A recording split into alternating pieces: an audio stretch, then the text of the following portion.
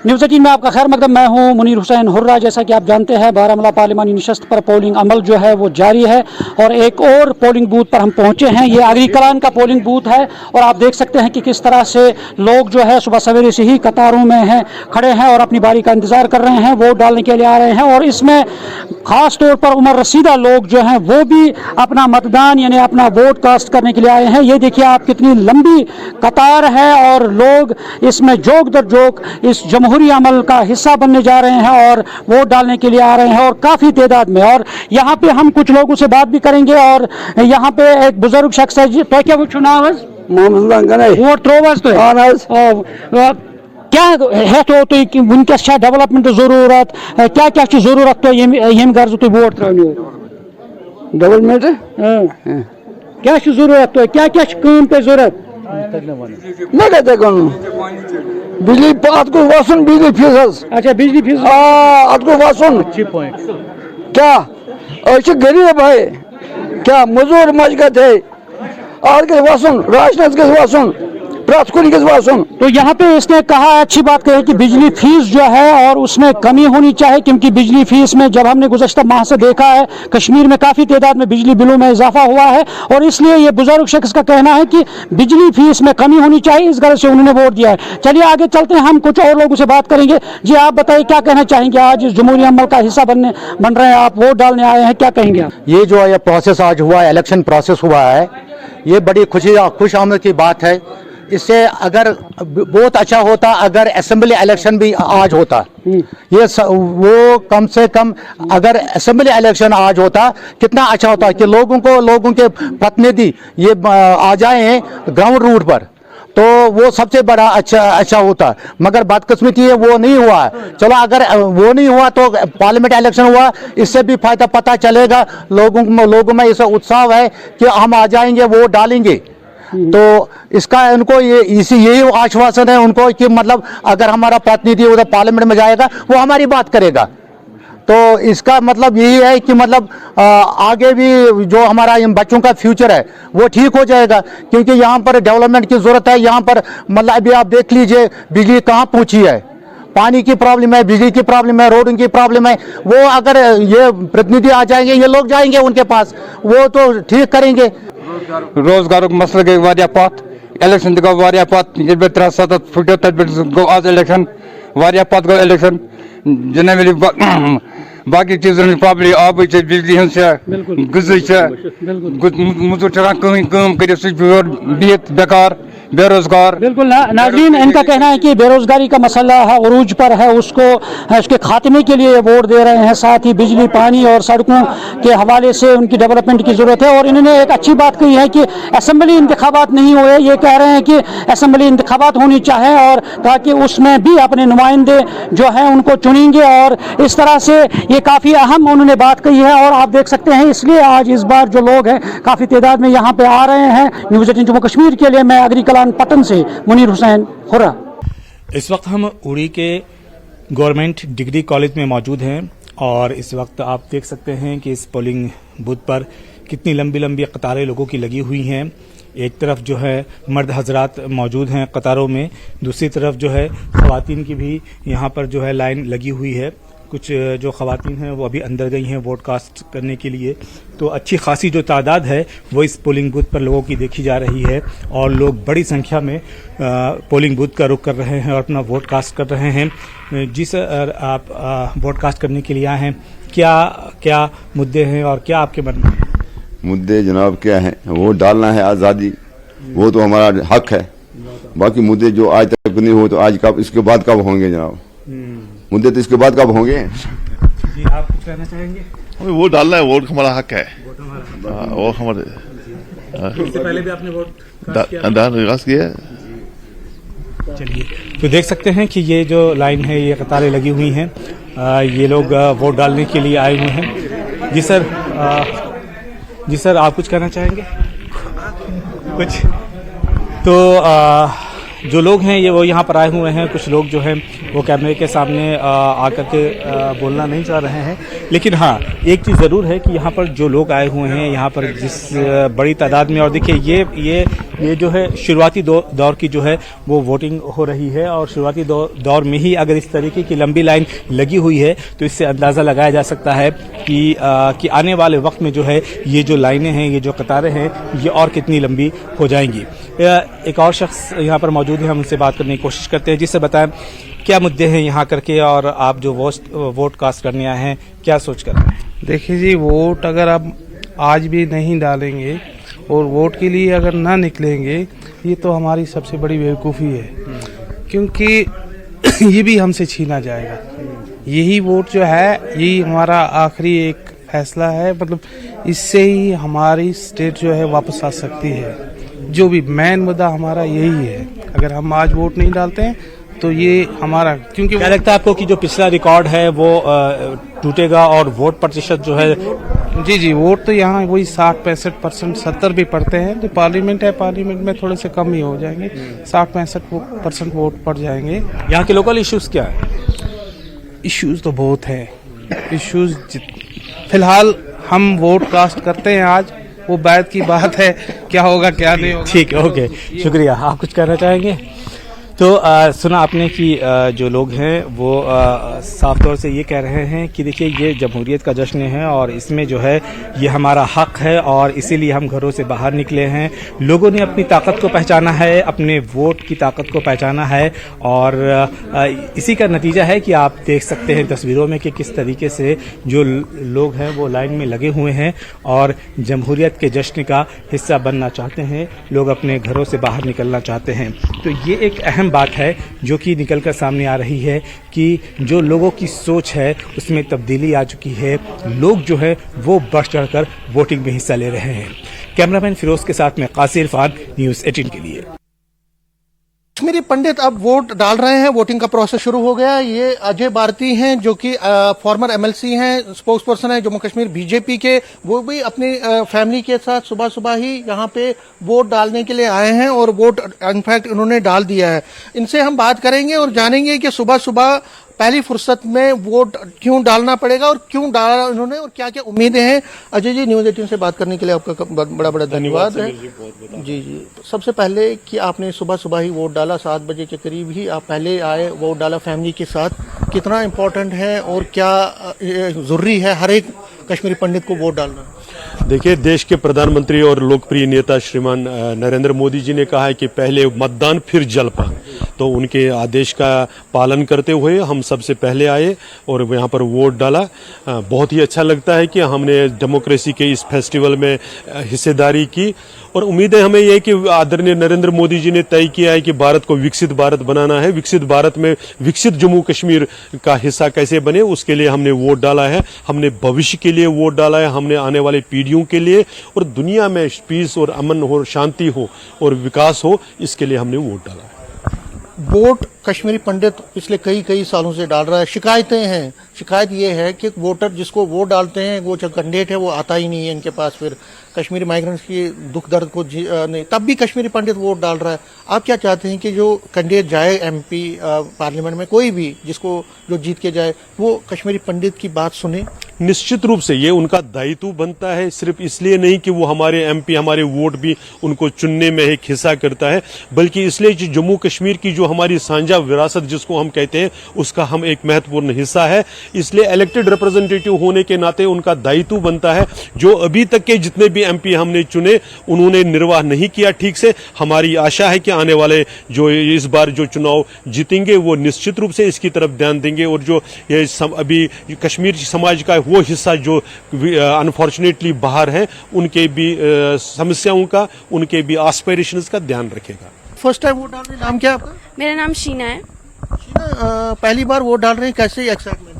हाँ, ये मेरा फर्स्ट टाइम वोट डाला है। वोट डालना तो हमारा बेसिक राइट है एंड आई थिंक सभी ह्यूमंस को, जितने भी इंडिया के सिटीजन्स हैं, सबको वोट डालना चाहिए। हमारा एक राइट है और ज़रूरी वोट डालना चाहिए। क्या चाहते हो आप सरकार से, जो सरकार बनेगी या जो कैंडिडेट? बस ये कि हमारी जो जैसे भी वहाँ पे प्रॉब्लम्स हैं, ये सब जो कि होगी रिहेबिलिटेशन से लेके और बाकी जो भी हमारे इश्यूज है, जैसे वहाँ पे पीएम पैकेज एम्प्लॉयज़ है, उनकी काफ़ी इश्यूज है वहाँ पे रिहेबिलिटेशन को लेके, सिक्योरिटी को लेके, बस उन सब का ध्यान रखे सरकार। चाहे फर्स्ट टाइम वोटर्स हैं, चाहे सीनियर सिटीजन हैं, चाहे पॉलिटिकल एलिमेंट्स हैं, सभी कहते हैं कि रिहेबिलिटेशन इंपॉर्टेंट है, घर वापसी इंपॉर्टेंट है। और इस वोट के जरिए वो चाहते हैं जो कैंडिडेट जीत के आएगा, जो सरकार बनेगी, वो इनके मसले और मसाइल को हल करे। और लगातार वोटिंग का अमल जारी है। अलग अलग जगहों से हमारे नुमाइंदे लगातार रिपोर्ट कर रहे हैं, आपको हम पल पल की जानकारी दे रहे हैं। इस वक्त हमारे साथ मौजूद है रिफत अब्दुल्ला और ये मौजूद है हमारे साथ मगाम से। रिफत, तकरीबन 1 घंटे 10 मिनट गुजर गए, पहला 1 घंटे का 10 मिनट का वक्त, क्या लग रहा है, किस तरह का आप ट्रेंड देख रहे हैं, वोटर्स में किस तरह का उत्साह है? और हालांकि कुछ एक जगहों पर ईवीएम की खराबी खबर आई थी, चाहे वो नौपुरा से हो या उड़ी से हो, लेकिन कुल मिलाकर अभी स्थिति क्या है? विशाल, जहां पे मैं हूं यहां पे भी एक ईवीएम खराब थी। तकरीबन 50 मिनट तक 7:50 के करीब जो है यहां पे पोलिंग शुरू हुई। आप देख सकते हैं लोग लंबी लंबी कतारों में हैं। ये मागाम का एरिया है, ये गुलमर्ग रोड पे पड़ता है और आप देख सकते हैं यहां पे भारी तादाद में लोग आए हैं और वो अपने वोट का इस्तेमाल कर रहे हैं। मैं विजय आफाक से कहूं कि वो यहां पे दिखाएं। आप देख सकते हैं कि एक लंबी कतार है यहां पे और लोग अपनी बारी का इंतजार कर रहे हैं। हालांकि जिस तरीके से यहां पे मशीन खराब हुई, ऐसा वैसे होना नहीं चाहिए था, लेकिन क्योंकि इलेक्ट्रॉनिक वोटिंग मशीन है, टेक्निकल स्नैग हो सकता है, लेकिन मॉक पोल वगैरह जो है वो इसीलिए किया जाता है ताकि सब चीजें पहले ही क्लियर हों। लेकिन यहां पर तकरीबन 50 मिनट तक जो है मशीन खराब रही और अब मशीन ठीक हुई, क्योंकि इस पोलिंग स्टेशन पे 2 मशीन लगी हुई हैं, 2 बूथ हैं और दोनों पे लोग लंबी लंबी कतारों में हैं। लेकिन यहां पे हिफाजत के भी सख्त इंतजाम किए गए हैं, चाहे वो एसएसबी हो, आईटीबीपी हो, सीआरपीएफ हो, जम्मू कश्मीर पुलिस हो, बीएसएफ हो, उनको जगह जगह पे तैनात किया गया है और हाईवेज पे इवन आर्मी को भी लगा दिया गया है जो पेट्रोलिंग वहां पे कर रहे हैं। तो ये लंबी लंबी कतारों से आप अंदाजा लगा सकते हैं कि क्या है यहां पे सूरत है। लेकिन लोगों से मैं पूछना चाहूंगा क्या है मुद्दे, और यहां पे आप बताइए कि अभी आप बड़े नाराज थे, अब वोटिंग मशीन ठीक हो गई, आप अपनी बारी का इंतजार कर रहे हैं, क्या बताना चाहेंगे? जी वनियो तुम वनियो वोटिंग मशीन मान नमो कर सोन टाइम को नमो जाय यह गए गन कह ये हिसाब नमो आई हिसाब कोरा बाकी जोश जबरदस्त जबरदस्त। हाँ, ये सच कह रहे हैं कि इतनी लंबी कतार नहीं होती अगर टाइम पे जो है वो यहाँ पे मशीन ठीक हो जाती, या अगर 7 बजे ही मशीन चल पाती तो शायद ऐसा नहीं होता। लेकिन जिस तरीके से आप देख सकते हैं कि लोग यहाँ पे लंबी लंबी कतारों में, ऐसा लगता है कि वोटर टर्नआउट जो है वो बहुत ज्यादा रह सकता है, क्योंकि अगर पुराने रिकॉर्ड की बात करें 2009 में 41.83% पोलिंग हुई है। क्या आज इस बार रिकॉर्ड टूटेगा? क्योंकि श्रीनगर में पिछले 25 साल का रिकॉर्ड टूट चुका है। लेकिन विशाल एक अहम बात करेंगे यहां पे कि मुकाबला बहुत सख्त है, क्योंकि former chief minister Omar Abdullah मैदान में है, साथ ही इंजीनियर रशीद भी मैदान में है और उनके बेटे ने हर मुमकिन कोशिश की लोगों को यह बताने की कि उनके वालिद जेल में है और सिंपैथी वोट हासिल करने की उन्होंने बहुत कोशिश की और उनका जो रिएक्शन था लोगों का वो स्पॉन्टेनियस था,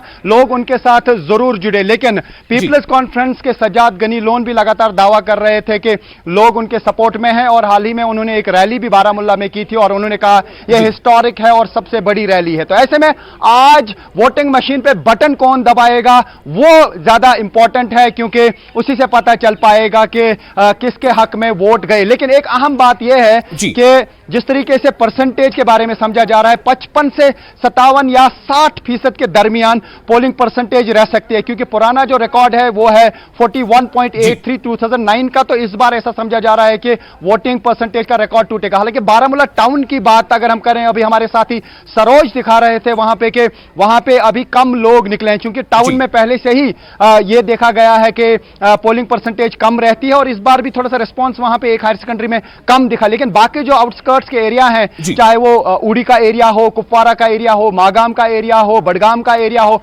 जितना भी ये एरिया है इसमें इसी तरीके से लंबी लंबी कतारों में लोग हैं। और विशाल एक और चीज भी अहम है कि जिस तरीके से इस बार लोगों ने अलग अलग मुद्दे बताए, नेशनल कॉन्फ्रेंस का ये स्टैंड था कि 370 जो है उस पे लोग वोट देंगे और स्टेटहुड के रिटर्न के लिए वो कोशिश कर रहे हैं। इसी तरीके से पीपल्स कॉन्फ्रेंस का भी उसी तरीके का इनलाइन स्टैंड था।